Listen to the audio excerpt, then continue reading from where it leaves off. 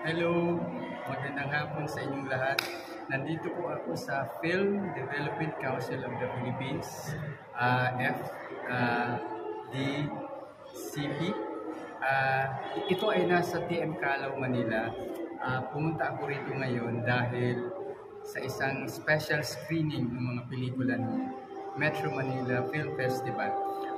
Labas dito mula February 7 hanggang February 17 ang Firefly, Gumbursa, ano pa, When I Met in Tokyo, at saka yung Family of Two. Pero bago ang lahat, welcome back to my YouTube channel. Maraming pong salamat sa inyong lahat na laging nanonood sa akin sa mga episodes ko. Sa mga ngayon pa lang po nakasumpong ng aking YouTube channel, huwag niyo pong kakalimutan mag-subscribe, mag-like, mag-share, at mag-iwan ng comment. So yun, ang totoo, gusto ko sanang maulit yung ginawa ko doon sa Rewind na mag-i-intro muna ako and then manonood ng sine. Pero ngayon, ang nangyari ay dahil medyo na-late ako, actually, dumating ako dito exactly 2 minutes before screening ng pelikulang Gumbursa. So sa wakas, pagkatapos na ang 3 beses na pag-try or 2 beses na hindi natuloy, sa wakas, natuloy na rin ang panunood ko ng Gumbursa. Hindi man sa commercial or sa theaters na madalas pinanunuoran natin, nahabol ko siyang panoorin dito nga sa Philippine Development Council of the Philippines sa TM Calaw. Kasi nung unang attempt ko na panoorin ng Gumbursa, kagaya ng pangako ko rin sa sarili ko na panoorin ko siya, nung humabol ako sa Bacoor, SM Bacoor City, Rewind na lang ang palabas. Last week, I was attempting to watch the movie sa Gateway. Pero dumating ako ng lagpas 1:30 na. Ang screening nun ay 1:30. Ang susunod ay 5 o'clock. So, na-postpone na naman yung aking panunood ng Gumbursa.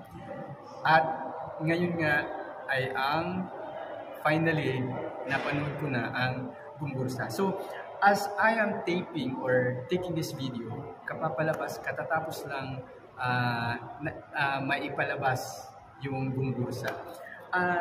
Ano masasabi ko sa movie? Well, sa mga, lalo na sa mga Gen Z, sa mga kabataan ngayon, kung kami nga, hindi kami masyadong nakatutok doon sa kasaysayan, sa time ng kasaysayan na yun ng Gumbursa. Ang alam ko lang, pinatay sila, ginarote sila sa ganung klaseng kamatayan. Pero hindi namin, sa age namin hindi namin alam yung totoong nangyari, kung what led to it, or basta, ang puntong na sinasabi ko ay nung mapanood ko yung pelikula, sobrang ang daming insights na matututunan ang mga Gen Z dahil kami nga mismo medyo malabo. Ako, lalo na sa akin, malabo yung part na yun na what led to it. So, isa sa mga insights na isa sa mga insights lang I will not spoil you, those who are interested to see the movie.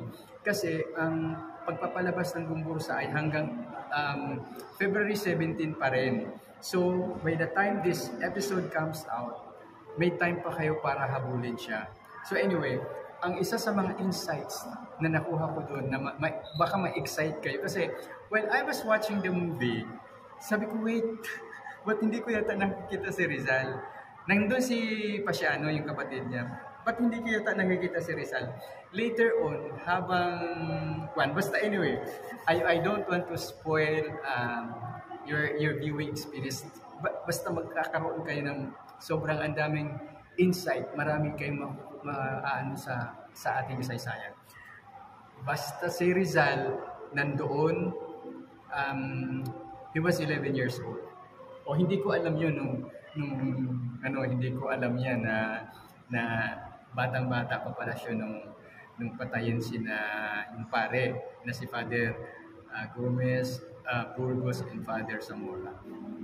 So, iikot ko din kayo dito sa lobby ng Philippine Development Council of the Philippines kung ano ang makikita rito. Ito yung nasa dulo ng lobby. So this looks to me as a sculpture. Ito. Baka si ano to si Maganda at si Malakas pa ito. Ayan o. Believe ako sa mga sculpture yung parang napakasimpleng punong kahoy na tira-tira sa pagkabuwal dahil sa isang bagyo ay magagawa nila ng yung tao. Ayan o. It turned out na ito pala ay the Battle of Mactan. Si Magellan at Lapu-Lapu pala yan. Hindi masyado ay, tama ba? O basta, bakit parang babae? Ay, sa bagay, si Lapu-Lapu mahaba ang buhok ito yung replica ng film. Yun Ito yung film. Ay, ano ba yung lighting? Naku, mga pang film students to. Ito yung mga projector. Yan. Ito yung trailer ng mga movies na pinapalabas dito. Ayan, Gongurza. Sa totoo lang, naiyak ako sa movie. Kaya kayo kung gusto nyo panoorin at you want to have a good cry, you can watch it. You have until February 7 to still see it. Ito naman yung mga haligi ng movie industry. Si Jose Nepomuceno, director yan. Yan ang mga nagawa niyang pelikula. Ayan siya yata yan. Ito yung mga... Hindi kaya ito yung actual na ginagamit niya during the filming of the movie. Tapos ito naman si Manuel Conde.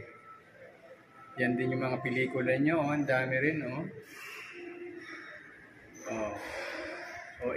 This must be him. Ito yung isa sa mga famous movies niya Genghis Khan. One of the best films yan ng Philippine movie history. Yan. Ito naman ay Manila sa mga punang liwanag na ang bida ay si Hildo Coronel at si Bimbol Rocco.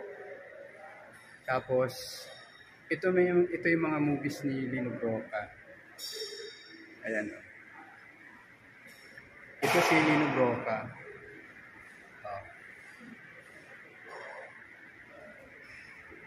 Ito yung Cinematheque Centers. Ito yung entrada ng Cinematheque Theater.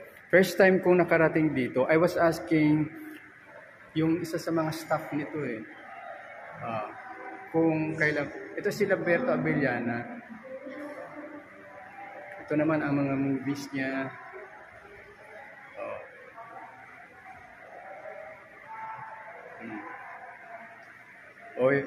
Para sa mga kung gusto niyo mapanood ang pelikula nila, nandito. Ito naman ay si kilala niyo ba yan? Bakit nakaturo ang kamay niya?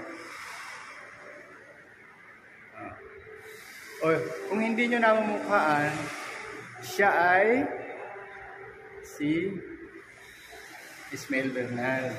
Direct Ismael Bernal. Bakit nakaturo ang kanya? Yan yung pag nagde-direct siya. Yan ang mga pelikula niya. Ano yung mga... Si Direct Ismael Bernal, ito yung inabutan na natin lahat. Andito yung mga pelikula niya. His first movie is... Pagdating sa Dulo. Nasaan yung... In his last movie is Wating. Ang Wating ay si Richard Gomez. Ang 1992 film niyang Mahal Kita Walang Iba ay Chris Aquino and Christopher De Leon. Alam ko mga yan. Pahiram ng isang umaga, Lugna Santos. Nagbabagong luha, Alice Dixon Lola Tolentino. Pinilit ka lang sa luha, Nancy Cayano ng Lola Tolentino. Working Girls, sina Gina Pareño at Carmi Martin to eh. Anyway, marami siyang pelikula na inabutan na natin na classic. Ang dami niyan. Nandyan yung Manila by Night. And then, ito ay hindi niyo ito makikilala dahil hindi niyo na ito inabot. Hindi ko rin ito inabot eh. Oh. Yan ay yan o. Si Jerry De Leon yata, itate ni Christopher ba? Isang meron pa ng pelikula, oh. Oh, yan ang Juan de la Cruz na last movie niya. Hindi ko na inabot yan. Banawi Stairway to the Sky. Pe Esperanza Caridad. Women and Children. Ayan. Hindi pa natin nanabot yan.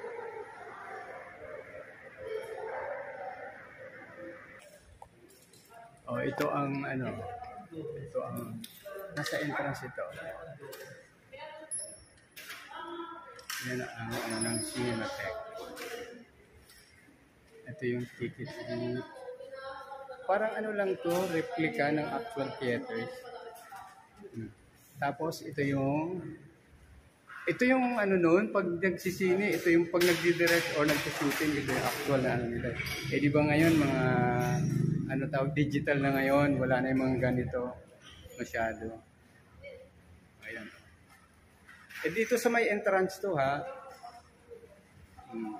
Tapos ito ngayon ang So sa mga gusto humabol pa hanggang February 17, pwede pa kayong manood dito. Ito.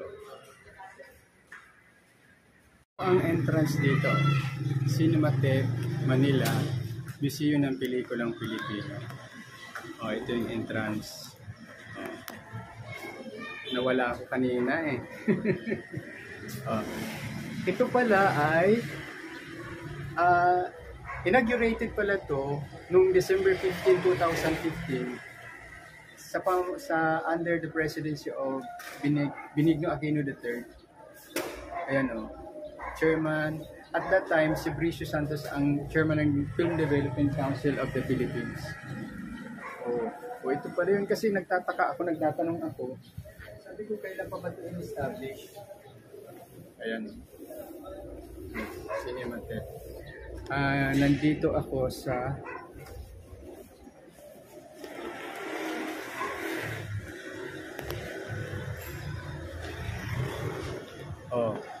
si Jerry De Leon ang nandito sa labas.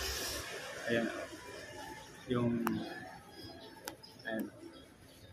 Tapos ito ang labas nito. Ito ang ito may Casa Espanyol. So yun, sana nagustuhan nyo ang content ng aking episode ngayon. Sa mga gustong manood, naligaw ako kanina. Akala ko yung location nito ng Cinematheque Manila ay nasa TM Calo, as in towards the direction of Rojas Boulevard. So nabaybay ko na yung buong kahabaan ng TM Calo hanggang dun sa Rojas Boulevard.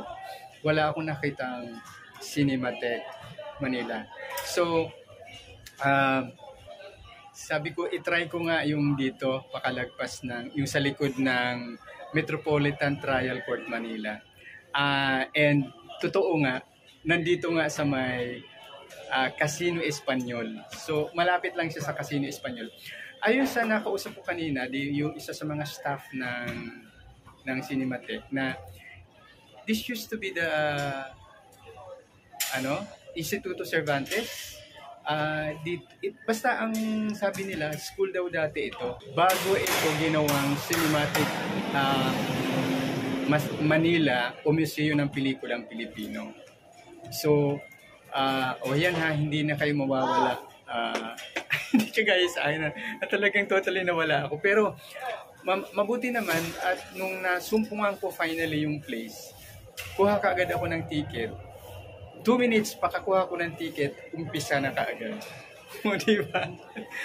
Ang iniisip ko kanina sabi ko, oh my God, uuwi ako nang hindi ko na naman napanood yung Gumbursa. So finally, yun, pag nag-work hard ka talaga para hanapin mo, masusumpungan mo ang iyong hinahanap. So, sana nagustuhan ninyong lahat ang aking palabas ngayon.